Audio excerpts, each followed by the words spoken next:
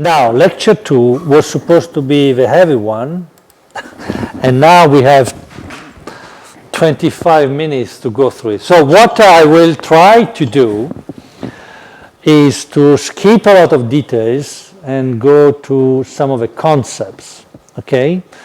And if while I flip through you see a slide that looks interesting, stop me and we can discuss it. I might help you tomorrow. Okay. So, okay.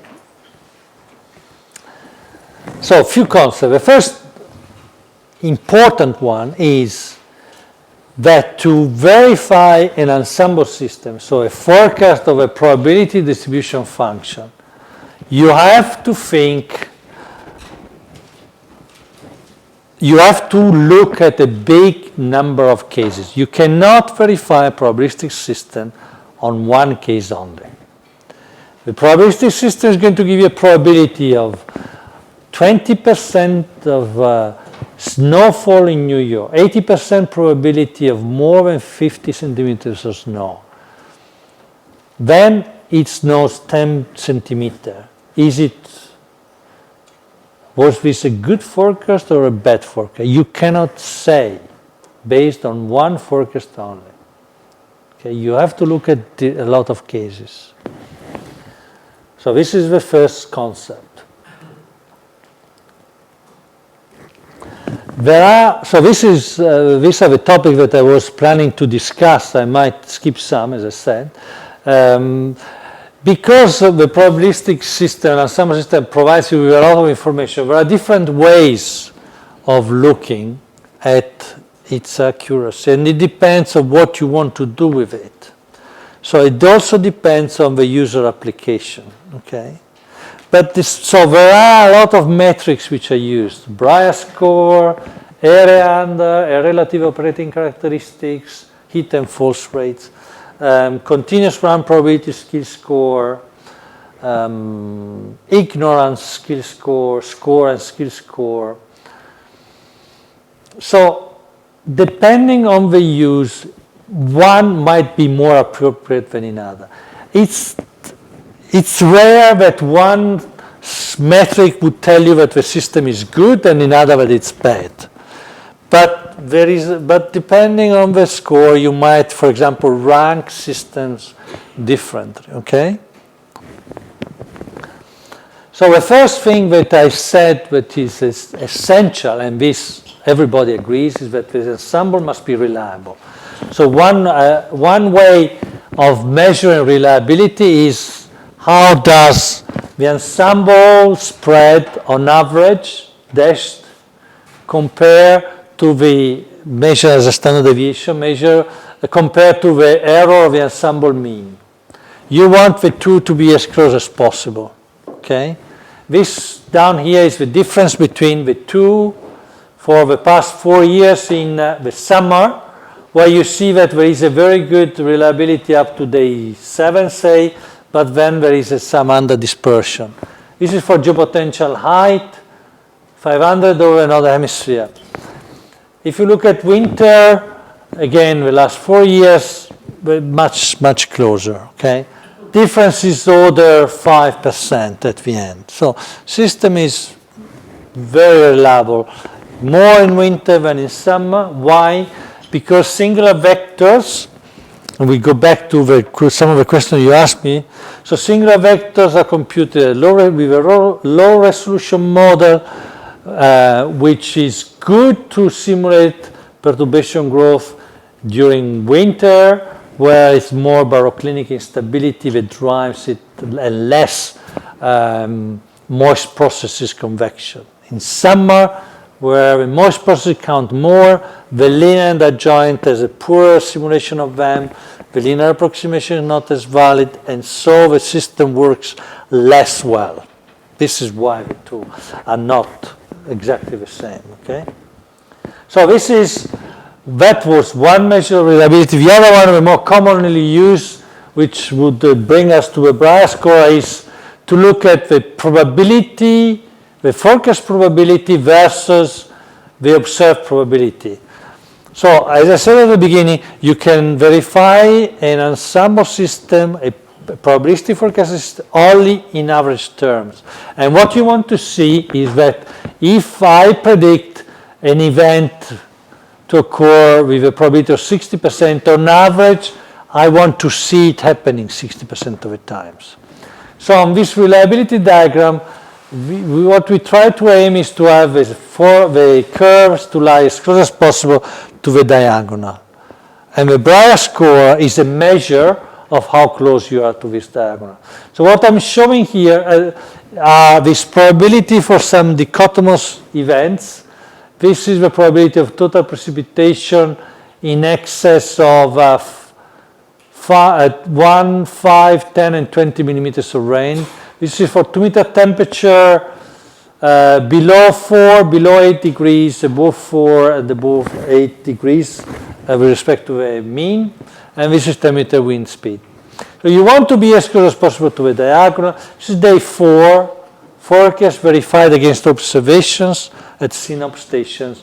So what you see is that the system is not terribly reliable, but not too far from the diagonal. Okay? And the Brier score is actually a measure of how close the curve is to the diagonal. I think because you're going to talk about Brier score, I'll skip the definition. Okay, so here you have some examples of sensitivity of a Brier score to the definition. And then let me just show you this. So the Brier score is the Brier score of a forecast versus the Brier score of a climatology. You want to be as close as possible to 1. 0 means that you are as skillful as a climatological forecast. This is for temperature at 850 hectopascal.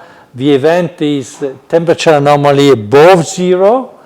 This is how the system looks in summer 14, 13, 12, and 11. What you see is compared to climatology, the system is skillful up to day 15. So it's worth to run it because the information you get out is better than the information you can get out from climatology. So if you remember Anders' Markov chains, by the 6 hour to 6 hour rain to dry prediction, that Markov chain was skillful up to day 2, and then it would give you the same information as climatology. What this tells you is that at day 15 we are around that level. But up to day 15 there is value in using, in this case, temperature at 850 prediction of an anomaly. Excuse me, but that is not due to the fact that you are making an evaluation over the entire Northern Hemisphere. So that if you reduce the scale, the area, maybe that this 15. No, because the event is defined in terms of a model climatology and in terms of standard deviation. So we take that into account. Each grid point, we predict, for each grid point, the climatology is different. And the event also is different. It's defined by the standard deviation at that grid point. In this case, it's 0. Anyway, you will make an average over the domain. We make an average, you make an average of a score. The point was that the Anders before showed the results in 1 point. Yeah, this is essentially this. Yeah, this is the score of. You make an average of the Northern Hemisphere after. I compute the score For at. each point and then you average. Yes. And this procedure of averaging does not reduce the. This is the average score, not the score of the average. But just, I don't think that will compete with a Markov chain with a European Center model. So they just qualitatively behave in the same way. Yeah. On the other hand, I think, as far as I remember, if you make this verification only for Italy, then it will be quotation mark worse. Yeah, it will be, I don't know about that. No. The smaller, it will be more difficult to get it right, and good. Yeah, but it's because I mean it's because the verification would be noisier on a smaller region. So by doing it over another hemisphere, we collect more grid points, and so the statistics is more stable. But so it's true. The point when you reach the climatological value might change for different regions, but it's not that. I mean, the score is properly defined. It's not that we see a full score because different regions have different climatologies. Okay. And this is for winter. Sorry, yeah, for winter, which is higher values. The continuous run probability skill score is actually the one that at the end of the day we use more because it's a good score that conveys how the forecast PDF is close to observed PDF. It's the equivalent of a root mean square error, but for probabilistic. For probability distribution function. It measures the distance between an observed PDF that you can make it as a delta function, or you can make it a very narrow Gaussian if you add a small observation error, and your forecast PDF. This is the definition. I mean, in here I simply applied, if you can, using Excel, code in different distribution. For example, here you have two normals, the forecast B. The observation is another normal, which has a much tighter, much smaller error bound around it, and you can compute the continuous run probability score of the two. In this case, for example, the B distribution, which is farther away from the observation, both in terms of a mean and in terms of a spread, has a worse, larger error. And this is how our ensemble looks like. If you consider the continuous run probability skill score, the difference between the continuous run probability skill score and the Brahe score is that the continuous run probability score looks at all events. It's not limited to a particular threshold, while the Brahe score, skill score, is only valid for a specific threshold. Sorry, I need to break a minute. The other metric which is often used is the area under a relative operating characteristic, which is what Anders mentioned a little bit earlier. And why is it useful? Because sometimes you need to take actions. So you have a forecast, a probability that something will happen. For example, here, probability that the observed temperature would be higher than 3.5 degrees. Now you can, and you have to decide whether to take an action that might cost you a certain amount C, or not take any action. If you don't take any action and the event is observed, then you might incur a loss L. But if you protect, you always spend C, whether the event occurs or doesn't occur. While if you don't protect, you might incur a loss L if you take any action. But if you don't, if the event doesn't happen, clearly you don't lose anything. So there is the area under.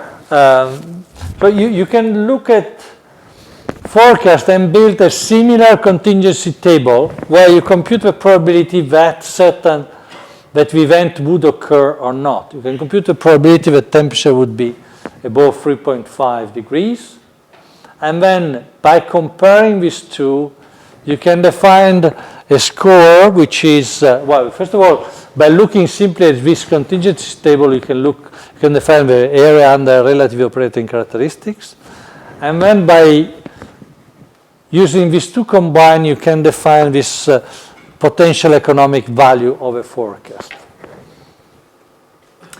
Now, I don't want to spend too much details on it, but I just want to show you. I will show you. Okay. How a rock area, again for the same variables as we looked at before, for a probabilistic prediction of temperature at 850, anomalies, positive anomalies would look like. Okay, this is rock area is above 0.5, between 0.5 and 1. So you want to be above 0.5, this is 0.6. So what you see, but if you think about what you've seen as in terms of brass core, rock area, continuous run probability score, so they give you a different flavor. You might, if you're a user that needs to take action, prefer to look at this type of measure. But at the end of the day, if your system is skillful, it will have a high value with all measures. If it's not skillful, it will be low, and then maybe it will give you a skillful or valuable information for certain users and not for others. And this is how these curves has been generated, okay, by computing and comparing the economic value of the formula. The other area that I want to focus a little bit now is the fact that our forecasts don't see all the scales. And so it's bound to give values, especially intense, extreme value, which are much lower than the observed one. So how can you renormalize or calibrate a probabilistic forecast to take that into account? This is extremely important, especially if you want to predict extreme events. High snowfall in Bologna 3 days ago, snowfall in New York, or heat waves, or windstorm. So this is from a paper that we wrote a couple of years ago, where we look at, in this case, for temperature. So this is what the observation looks like at Hanover. Maximum value, minimum value, the range is much larger than what the model can see. The model, we had much more data because we had 50-member forecast for 20 years. For the observed climate, we had about 100 values. This is a specific date in a specific season. So the question that we wanted to address is, how can I use forecast from a model that has this climate, which has a 20-year return value, for example, of about 35 degrees, to predict events which in reality has a 20-year return value of close to 38 degrees. How can I go from the model space to the real space in an objective way? So going from probabilities into something that tells me more about the real world, from probabilities in model space to the real world. This is more or less the idea behind this extreme forecast index. The idea is to compare a model. Here I'm showing you cumulative distribution function. So you take a PDF, a probability distribution function, a normal, any normal distribution. Now you integrate and you can compute the cumulative distribution function that tells you something about what's the probability that I see more than 3 degrees or more than 4 degrees and so on.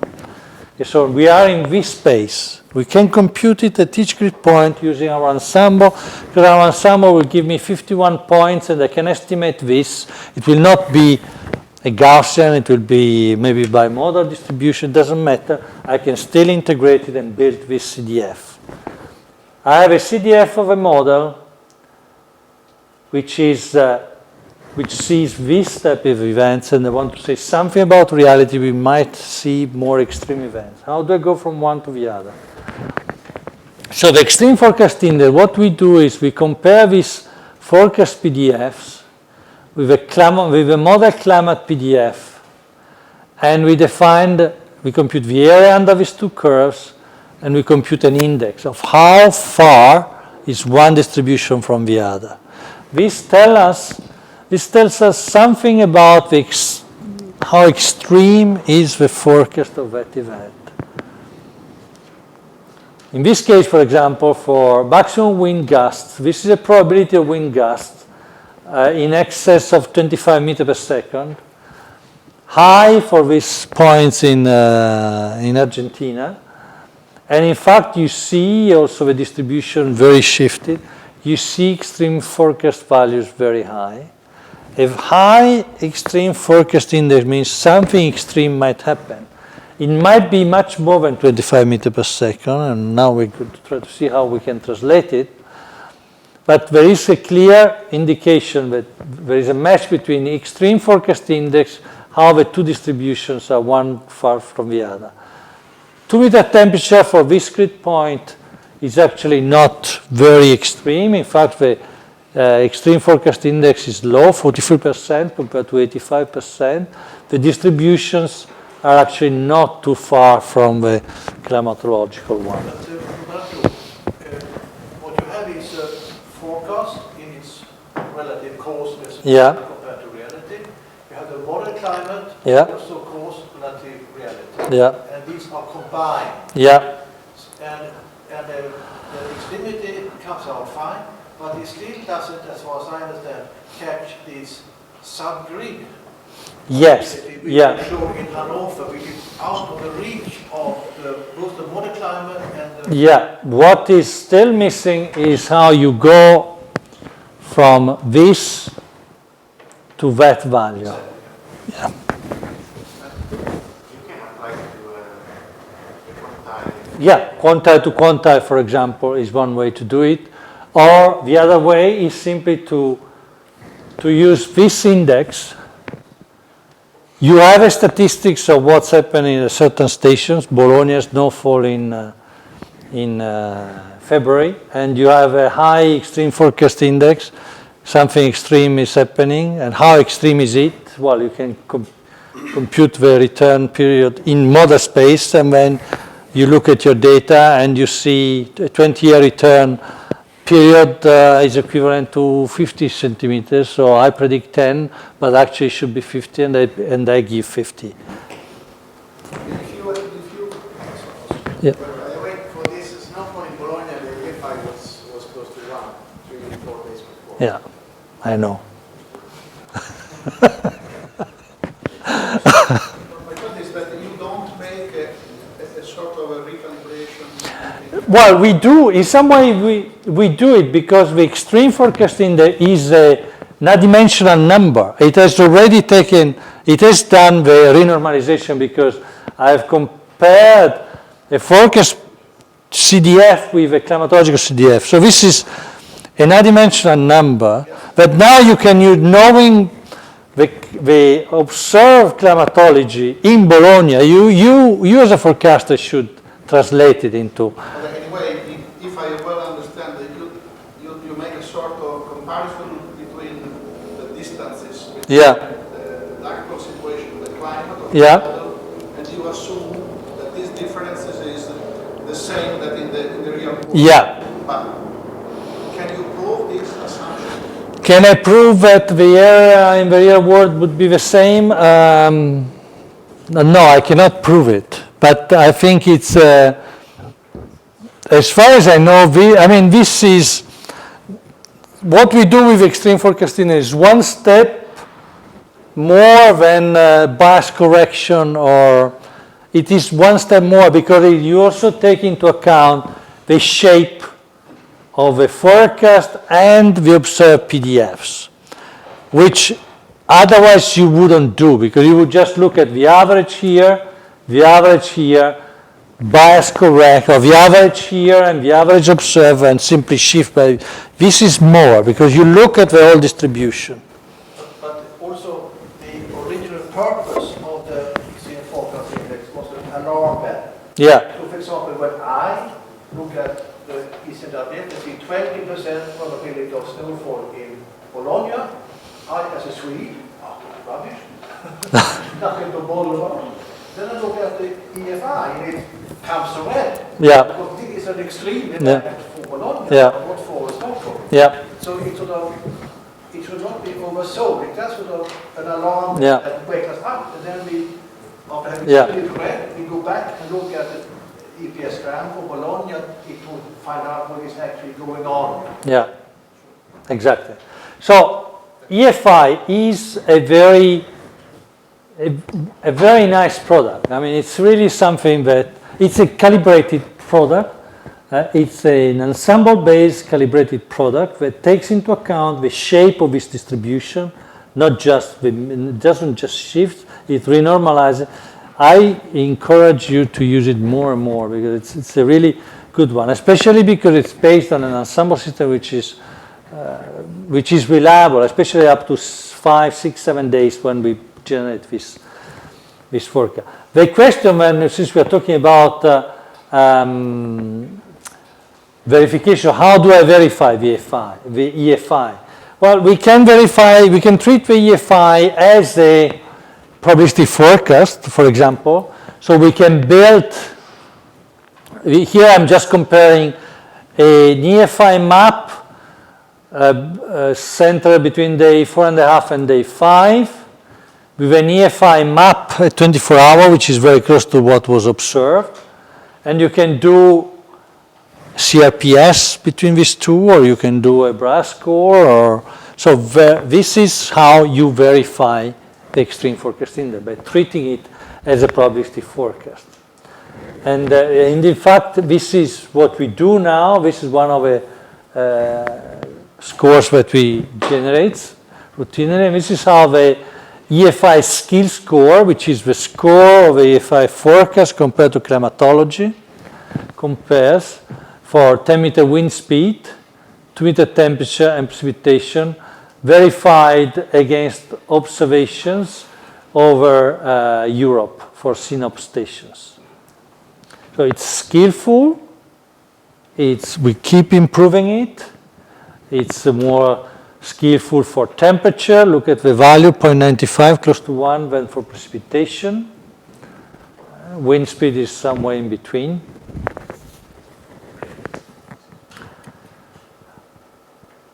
And finally, scores evolution. Well, scores evolution plots like this are useful to keep track of how your system behaves and whether the changes you implement are useful or not.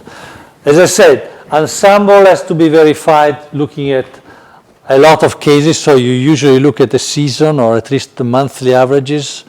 And and for the same reason why you cannot really look at single events, also looking at single years or single seasons might not be the best way to look at how the system performs, because there are seasons which are more easy to predict than others. So one should, again, here also in this type of plots, look at the trend over many years. And this is how, for example, the continuous run probability skill score of our 500 geopotential height probabilistic forecast have been evolving from the day we started daily production, the 1st of May 94, to today, to the last, to end of November or end of October. So we have more or less the skill, now the system is the same as the skill at the day 5 is the same as the skill at day 3 about 15 years ago. Same for other scores. This is how the CRPSS for temperature at 50 over Europe looks like. So again, indication of gaining skill. So this is what we were discussing before, Carlo. So Europe, if you look at scores over Europe, they are much noisier. They change. There is much more variability. So extracting a signal is less easy than if you look at over the whole Northern Hemisphere. Right, and I conclude my second lecture. So the first lecture, we look at why we should run ensembles. Then we look at how one can design ensemble. First of all, identifying what one should simulate, initial uncertainties, and model uncertainty. Different global systems have been designed in different ways, and the design impact has an impact on the performance. Some designs work better than others. The ensemble accuracy and reliability depends on how good the model is, how good the initial conditions are, and how good are the strategies to simulate model and initial uncertainties. This closes the first lecture, and then we move to the second lecture, which was more of a assessment of the skill of ensemble system. It's more complex than single forecaster. There is a range of measures that we usually use, which are the equivalent of measures we use for single forecaster, but applied to probability distributions. But there is not a big difference between the different measures if you look at in average sense. I mean, if one system is skillful according to one, usually is skillful also according to the other. So there is less opportunity to cheat. If one uses a proper score, continuous run probability score, or Brier score, or rock area gives you the same information. The nice fact of a continuous run probability score is that it integrates through thresholds, while Brier score and rock area you need to pick a certain event. So they apply to a specific dichotomous event. You need to decide your threshold, build the probabilities, and verify that. So once you know that score, it's difficult to think about another threshold. The continuous run probability score gives you a more integrated view. Essential to keep in mind that you cannot verify an ensemble system, probabilistic forecasting system, looking at single events only. You need to build the statistics. Say around 100 cases is good enough, usually, to give you a good impression of how the system is performing. And with this, if you have questions, otherwise if you are